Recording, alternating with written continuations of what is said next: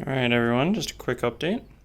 I have replaced all the capacitors, electrolytic, on the main board with nice Nichon, Chemicon, I don't know, whatever capacitors, all with the correct ratings. And I did the same thing on this board over here as my camera's white balance goes absolutely wacky.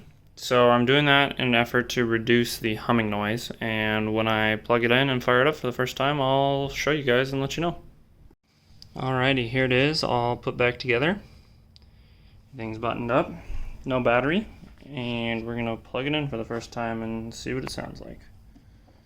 Keep the camera on this so you guys can see the arcs and sparks, of course, if I fuck up.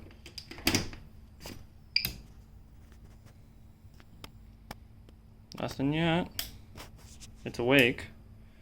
Hear the relays clicking, the fan turned on. Here's the front panel. So, I think we're good. I think we're happy. Nothing, none of the capacitors blew up, so I guess they're all in the right way. Alright, here we go. Gonna do the one-handed battery plug-in.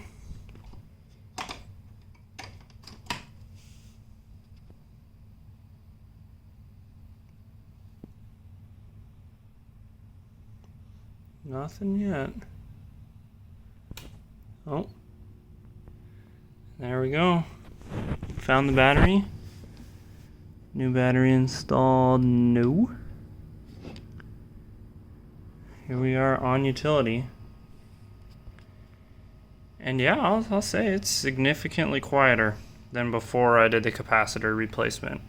And you know, just if you guys don't want to go through the trouble of doing them all, the YouTuber I learned this from, FF Cosag, he only does these 22 microfarad caps all throughout on this main board. I think there's 4, 5, 6 of them.